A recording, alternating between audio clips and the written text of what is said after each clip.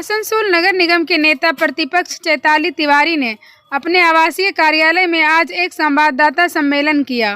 इस मौके पर चैताली तिवारी के अलावा पार्षद इंद्रानी आचार्य, गौरव गुप्ता, पूर्व पार्षद भृगु ठाकुर, मधुमिता चटर्जी सहित भाजपा के कई नेता उपस्थित थे।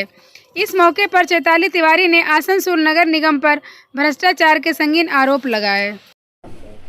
দেখুন আজ আমরা আসানসোল মিউনিসিপ্যাল কর্পোরেশনের কিছু দুর্নীতির সম্বন্ধে আমরা বলতে আজ আপনাদেরকে এখানে উপস্থিত থাকতে বলেছি। আপনাদের সহযোগিতা নিয়েই আমরা এই দুর্নীতিমুক্ত আসানসোল করতে চাই। আমরা দেখতে পাচ্ছি 2-3টে বোর্ড মিটিংয়ের মধ্যে রেজুলেশন কপির মধ্যে ওনারা পুকুর সংস্কারের নাম করে 15 কোটি মানে প্রায় 15.5 কোটির মতন টাকা ওনারা কি করেছেন পাস করিয়ে নিয়েছেন। আপনারা একটা কথা বলুন, আমরা ওখানকার মানে আসানসোল কর্পোরেশনের কিছু যারা ইঞ্জিনিয়ার আছেন ওনারাও আমাদেরকে জানালেন কিছু যে এই রকম ব্যাপারে ওনারা যে 15.5 কোটি টাকাটা দিয়েছে এটার মধ্যে কিছু দুর্নীতির গন্ধ পাওয়া যাচ্ছে। তো আমরা এর কারণে জন্য রাইট টু ইনফরমেশনে আমরা চিঠি করি যে এই কপি আমাদেরকে দেওয়া হোক যে এত টাকা কী করে একটা পুকুর সংস্কারের জন্য একটা পুকুর সংস্কারের জন্য করতে পারেন ওনারা। তো রাইট টু ইনফরমেশন আমাদেরকে যেটা বলেন আপনাদের চিঠির মাধ্যমে আমরা জানাতে পারবো। ওনারা বলেন যে কোনো রকম আমরা এটা এস্টিমেট করিনি। তো এস্টিমেট যদি না হয়ে থাকে আপনারা বলুন, আমরা সাধারণ মানুষ হিসেবেও জানি যে কোনো কাজ করতে গেলে একটা এস্টিমেটের দরকার হয়। যদি সেই জায়গাটার সম্বন্ধে আমরা কতটা পরিমাণ করতে হবে না করতে হবে এগুলো যদি আমরা না জানতে পারি তাহলে কি করে কোনো কাজ মানুষ এইভাবে স্যাংশন করতে পারে। তো আজ আধিকারিক কর্পোরেশনের কিছু আধিকারিক এবং আমাদের চেয়ারম্যান সাহেব এটা যে পাস করালেন আর আধিকারিকরা যে সই করলেন কি করে করতে পারলেন এস্টিমেট না করে, তার জন্য আমরা এটা তদন্ত করবার জন্য দাবি রাখছি এবং এর সম্বন্ধে আমরা বলতে চাইছি যদি ওনারা এটার জন্য তদন্ত করেন এবং দোষী ব্যক্তিদেরকে উপযুক্ত শাস্তি দেওয়া হয় তাহলে আমার মনে হয় ঠিক হবে। আর না হলে আমরা বৃহত্তর থেকে বৃহত্তর আন্দোলনে যাব। এতগুলো আমরা কাউন্সিলর এইভাবেই আমরা যে রয়েছি কাউন্সিলররা বিরোধী কাউন্সিলর হিসাবে আমরা তো এমনি চুপ করে বসে থাকতে পারি না। এটা তো জনসাধারণের টাকা, জনসাধারণের টাকাতে ওরা এইভাবে কিভাবে নয়ছয় করতে পারেন। তাই আমরা আজ আপনাদের মাধ্যমে ওনাদেরকে আজকে অবগত করতে এসেছি যে ওনারা যেন এই এস্টিমেট যে হয়নি তারপরে যে এতগুলো টাকা ওনারা স্যাংশন করলেন তার ওনারা তদন্ত করুক এবং উপযুক্ত শাস্তি দিক। ওনার যারা রয়েছেন এই আধিকারিক বা আপনার মাননীয় চেয়ারম্যান সাহেবও যে সই করেছেন তার একটা শাস্তির দাবি রাখছি আমরা। যদি করেন ভালো কথা, না হলে আমরা আইনের পদক্ষেপ নেব। কার শাস্তি দাবি করছেন? বলতে চাইছি না, কিন্তু চেয়ারম্যান সাহেব এটা পাস করলেন কি করে সেটা ওনার কাছে আমরা জানতে চাইছি এবং যারা আধিকারিকরা এটা সই করলেন এস্টিমেট না করে তাদের বিরুদ্ধেও আমরা চাইছি যে কোনো তদন্ত হোক এবং তাদের উপর এফআইআর করা হোক। এটা কি মনে করছেন ঘোটালা আছে? একদম ঘোটালা আছে। এটা তো সাধারণ যে কোনো মানুষ বলতে পারবে।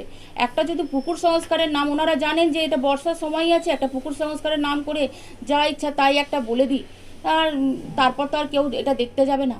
কিন্তু আমরা তো রয়েছি, আমরা বিরোধী কাউন্সিলর হিসেবে সবসময় জনসাধারণের পাশে রয়েছি, আমরা মানুষের কাজ করতে চাই, তো আমরা তো এটা দেখবই। আপনাদেরকে জানানো হয়েছিল যখন ওরা সাইন করে? না না না না না না না না না আমাদেরকে কিছু জানানো হয়নি। ওরা রেজুলেশনের কপি দিয়েছিলেন আর ওনারা নিজেদের মধ্যেই নিজেদের মনের মতন করে পাস করিয়েছে। এই নিয়ে কোনো লিখিত অভিযোগ করবেন আপনারা? একদম, আমরা প্রথমে তো দেখব যে এটার জন্য এফআইআর হচ্ছে কিনা, ওনাদের উপর উপযুক্ত শাস্তির ব্যবস্থা করা হচ্ছে কিনা। যদি না করেন তাহলে আমরা যেটা আন্দোলন করার করব এবং আইনের পদক্ষেপ নেব। অনেকগুলোই করেছেন ওনারা, যেমন আমাদের রানীগঞ্জে রাজবাঁধ আছে, আমার মা ছিন্নমস্তা মন্দিরের কাছে যে পুকুর রয়েছে, আমাদের গারুই নদী সংস্কারের রয়েছে। এইভাবে ওনারা অনেক মানে করে দিয়েছে। আপনাদের চিঠির মাধ্যমে আমরা সব কিছুই জানাতে পারবো। রাজবাঁধ রয়েছে, হাইড্রেনের যেটা বলেছেন রাজবাঁধের হাইড্রেন, হ্যাঁ এটার জন্য বলেছেন। তো এইভাবে আমরা এইগুলো আপনাদের যখনই দেব, রাজবাঁধে ক্লিনিং কাটিংয়ের সম্বন্ধে বলেছেন এতগুলো 1,85,00,000 এরকমভাবে বলেছেন ক্লিনিং কাটিংয়ের জন্য। কিভাবে ওনারা এস্টিমেট না করে এইভাবে সংখ্যক টাকা ওনারা বলতে পারলেন? এস্টিমেট করবেন তবে তো এই টাকাটা ওনারা বলবেন। তাহলে কি ওনারা কি জাদুকর বা ওনারা কি স্বপ্ন দেখেছিলেন নাকি যে এইভাবে যা ইচ্ছা তাই একটা এস্টিমেট না করে বলে দেবেন ওনারা আর আমাদেরকে এটা মেনে নিতে হবে? এইভাবে দুর্নীতি যদি করে যায় আমাদের আসানসোল কর্পোরেশনের আধিকারিক এবং পদাধিকারীরা তাহলে আমরা কি করে চুপ করে বসে থাকতে পারি বলুন না? জনসাধারণ তো ট্যাক্স দিচ্ছে, তাদের টাকাকে এইভাবে ওরা নয়ছয় করছে। আর কতদিন এটা চলবে? আর এইভাবে চলবে না। এবারে আস্তে আস্তে মনে হচ্ছে যে ওনারা এই বোর্ড আর চালাতে পারবেন না। দাদা শ্রী জিতেন্দ্র তিওয়ারি মহাশয়, তো এইরকম দুর্নীতি তো দেখিনি। যখন কোনো কাজ করা হয় সেই কাজের জায়গায় স্পটে গিয়ে সেখানে ইঞ্জিনিয়ার পৌঁছায়, সে ইঞ্জিনিয়ার পৌঁছে সেখানে দেখা হয় কতটা পরিমাণ কি কাজ আছে না আছে, প্রপার এস্টিমেট করা হয়, সেটা কর্পোরেশনে পাঠানো হয়, কর্পোরেশনে সেটা বোর্ডের মাধ্যমে সেটা আমাদের পাস হতো, তারপরেই কোনো কাজ স্টার্ট হতো। তো বিনা কোনো এস্টিমেট ছাড়াই কীভাবে এই কাজ পাস হতে, আর প্রপার অ্যামাউন্ট কীভাবে বলতে পারে? তো এটা দুর্নীতি ছাড়া আমার মনে হয় আর কিছুই নয়। এটা ভালো করে তদন্ত করা দরকার। আরেকটা যেটা বিষয় হচ্ছে, এইভাবে যদি চলতে থাকে, এই কর্পোরেশন বোর্ড যদি চলতে থাকে, আমার মনে হয় না এটা বেশি দিন আর স্থায়ী হতে পারবে। পার্কিং বা হোর্ডিংয়ে টেন্ডার বের করছেন, তা 2 বছর 3 বছর যে সমস্ত কিছু বন্ধ ছিলেন, অ্যাডমিনিস্ট্রেটর ছিলেন শ্রী অমরনাথ চট্টোপাধ্যায়, তখন যে পেন্ডিং যে টাকাটা থেকে যায় 3 কোটি টাকা প্রায়, তো সেই টাকাটা ওনারা আদায় করছেন না কেন? আগে সেই টাকাটা আদায় করুক, তবে তো ওনারা কর্পোরেশন ডেভেলপমেন্টে লাগাতে পারবেন সেই টাকাটা আদায় না করে হঠাৎ করে টেন্ডারে ফেলে দিচ্ছেন। তাহলে কি ওই 3 কোটি টাকার তলায় আন্ডারস্ট্যান্ডিং হয়ে গেছে? এটাও তো আমাদের প্রশ্ন উঠছে। এগুলো তো ওনাদেরকে কৈফিয়ত দিতে হবে, জনগণকে তো জানাতে হবে যে টাকার নয়ছয় ওনারা করছেন না, তারা অবহেলা করছেন না, তলায় সেটিং করছেন, তো সেটাও বলুন। যারা যারা শাস্তি দাবি আমরা করছি, যারা যারা দুর্নীতির সাথে জড়িত, যারা যারা আসানসোল কুলটির জনগণকে অবহেলা করছে, তাদের কাছ থেকে তাদের ট্যাক্স নিয়ে নিজেদের বিল্ডিং বানাচ্ছে, এমনিতেই তো তাদের দুর্নীতির তো সিনেমা বেরোবে, সিনেমাও কম পড়বে বোধ হয়, সিরিজ বেরোবে, যেরকম আমরা ওটিটি কন্টেন্টে সিরিজ দেখতে পাচ্ছি তেমনি সিরিজ বেরোবে।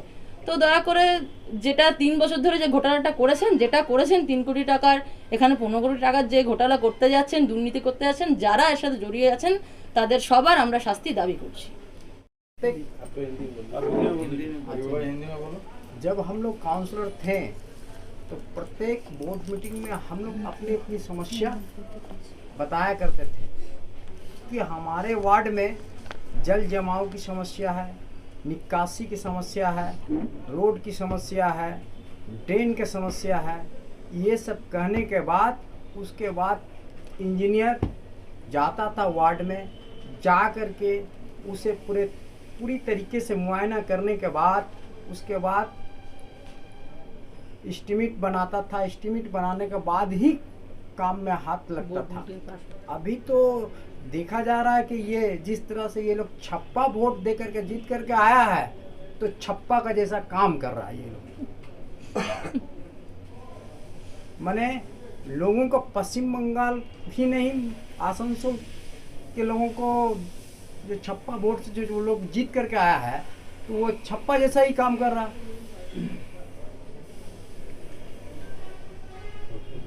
आंदोलन में हम लोग जाएंगे, अब कानूनी प्रक्रिया से भी हम लोग लगेंगे। हुआ नहीं है कि वहाँ इंजीनियर ना जाए, इंजीनियर उसको एस्टिमेट ना करे। इसमें क्लियर जब हम लोग आरटीआई किए हैं तो उसमें दिया है कि विदाउट एस्टिमेशन ये आया है। ये कैसे हो सकता है कि एक एक फिगर जो आया है वो रुपया और पैसे में विदाउट एस्टिमेशन का है? इसका मतलब इसमें मैनिपुलेशन है। मैनिपुलेशन है तो बरसात के बाद जो तालाब है ये सारे भर जाएंगे, सब एक ये पूरा पैसा को गबन करने की एक कोशिश है। और ये इस तरीके से हर चीज़ में, जिस तरीके से आपने अभी सुना कि हमारी काउंसिलर साहिबा बोल रही थी कि इसमें होर्डिंग्स में और टेंट्स में जो है इसमें भी पैसा उन लोगों का गबन, ये एक एक करके आप जितने भी समस्याओं में आप देखने जाएंगे किसी भी काम को, तो उसमें पैसा का इन्वॉल्वेशन, मैनिपुलेशन, करप्शन आपको दिखेगा।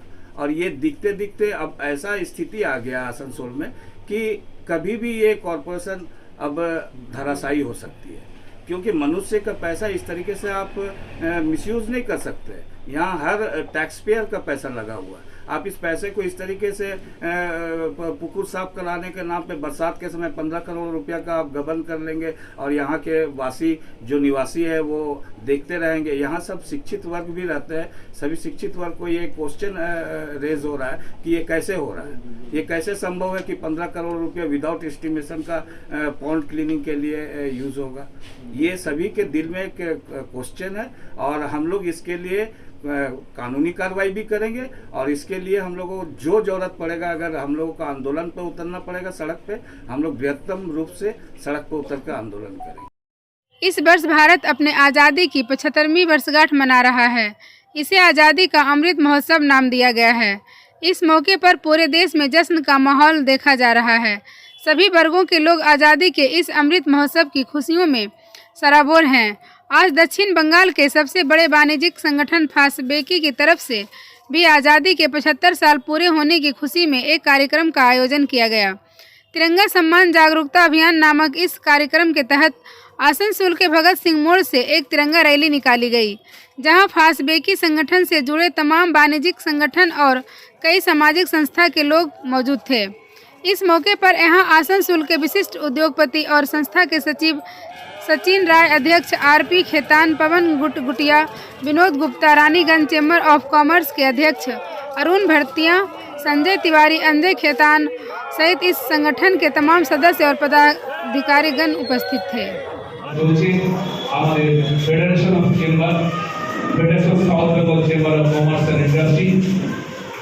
সেই অনুষ্ঠান এখানে আজকে ছোট্ট র্যালির মাধ্যমে ভগৎ সিংয়ের মূর্তিতে মাল্যদান করে তারপরে র্যালির মাধ্যমে অনুষ্ঠান শুরু হয়েছে। আমি আমাদের federation of south Bengal chamber of commerce and industry president Raju Khaitan ji के प्रथम এই অনুষ্ঠান সম্বন্ধে जागरूकता अभियान, ये दोनों के सम्मिलित प्रयास से हम लोगों ने इस आज रैली का आयोजन किया था। विभिन्न चैम्बरों को का आह्वान किया गया था इसमें शामिल होने के लिए। कुछ चैम्बर शामिल हुए हैं, कुछ की अपनी मजबूरियां हैं, उनके यहाँ भी शायद कार्यक्रम होगा, वो लोग नहीं आ पाए हैं। जो आप आए हैं हम उनका भी स्वागत करते हैं। ये वर्ष अमृत महोत्सव के रूप में मनाया जा रहा है। 75 वर्ष पहले हमें राजनीतिक आज़ादी मिली थी, ब्रिटिश राज के चंगुल से हमें मुक्ति मिली थी। हम एक स्वाधीन और गणतांत्रिक राज्य के रूप में अपनी प्रतिष्ठा किए थे और अब हम एक नया भारत निर्माण की दिशा में सदैव अग्रसर हो रहे हैं। आज के पेपर में लिखा पढ़ा मैंने, भारत 5वीं सबसे बड़ी आर्थिक अर्थव्यवस्था की ओर अग्रसर है। ये हमारे लिए बहुत बड़े गर्व की बात है कि कभी हम दरिद्रता की श्रेणी में, अशिक्षा की श्रेणी में वो अव्वल आते थे या टॉप 5 या 10 में आते थे। आज हमारा स्थान विश्व के अगर 5 सबसे महती अर्थव्यवस्था के रूप में अगर हमारा नाम शामिल होने वाला है, निश्चित तौर पर हम उस पर गर्व कर सकते हैं। हम आज कोई राजनीतिक कोई भी चर्चा यहाँ पर नहीं करेंगे। हमारी आज़ादी का अमृत महोत्सव है। हम विभिन्न कार्यक्रमों के माध्यम से सारी federation of south Bengal chamber फॉरबीकिंग के जो सदस्य चैम्बर्स हैं, उन्होंने सब ने अपने यहाँ पर बहुत तगड़ा आयोजन किया है। पूरे शहर को तिरंगों से बांट दिया है, रोशनी से जगमगा दिया है। सारे देश की जो लहर है उसकी कहीं न कहीं छवि हम अपने एक मिनी भारत में भी देखने को मिल रही है। শুধু বলবো যারা ইউথ আছে এই দেশের যা অবস্থা, যেটা আমাদের সুভাষচন্দ্র বোস বলে গেছেন, give me blood I shall give you freedom, ইউথদের উদ্দেশ্যে বলেছিলেন। কারণ ইউথরা হচ্ছে দেশের ভবিষ্যৎ, তারাই দেশকে ঝান্ডা উড়িয়ে যাবে। বলেছেন জগৎ সবাই আবার ভারতবর্ষ শ্রেষ্ঠ আসন লবে। তাই ইউথদের উদ্দেশ্যে আমরা বলছি, আমরা এক হয়ে জাতি ধর্ম নির্বিশেষে সবাই এক হয়ে আমরা এগিয়ে যাব, ভারতবর্ষকে আবার সারা বিশ্বের 1 নম্বর করব। এটাই আমাদের আজকের দিনের প্রতিজ্ঞা এবং এটাই আমাদের সংকল্প।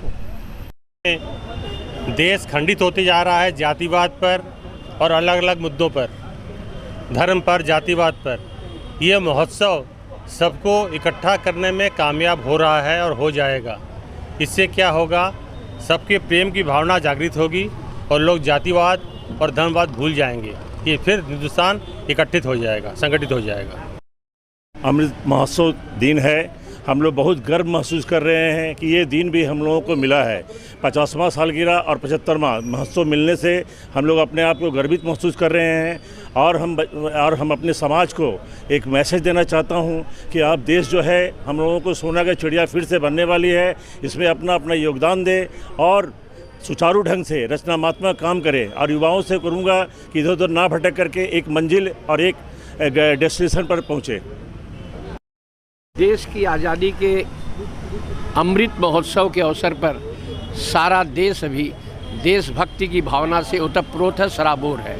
स्वाभाविक तौर पर हम भी अपने संगठन के तरफ से हमारा जो कर्तव्य है मातृभूमि के प्रति, देश के प्रति, वो हम निर्वहन कर रहे हैं। हमने आज federation of south Bengal chambers of commerce and industry की तरफ से कैट के तत्वावधान में और हम लोगों ने एक रैली का आयोजन किया है।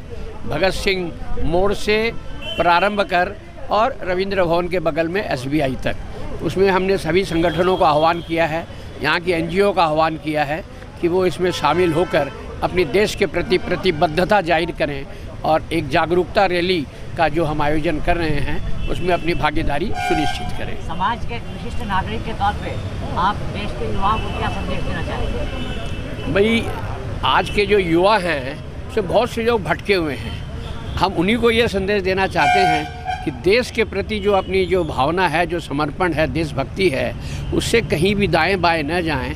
पूर्ण रूप से समर्पित हो करके देश की जो सेवा करने का जज्बा है वो मन में लिए और हमें देश का निर्माण करना है, आगामी नागरिकों का निर्माण करना है, ताकि हमारा जो शिक्षित समाज है वो आगे आकर के देश का और जो अगले हमारे जो नागरिक हैं वो सामने आकर के इस देश को संभालें।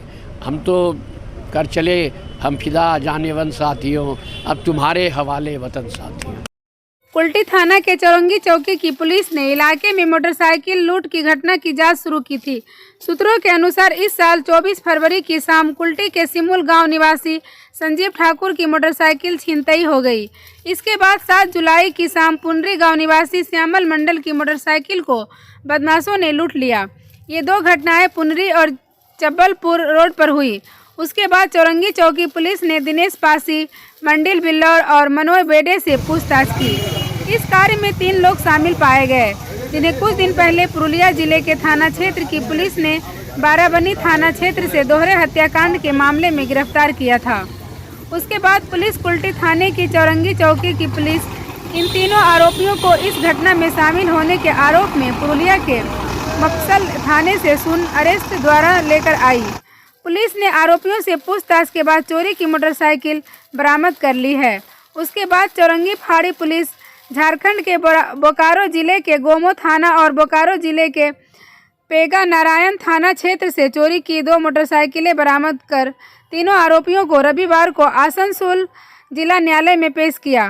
तीनों आरोपियों का घर सलानपुर थाना अंतर्गत जमारी इलाके में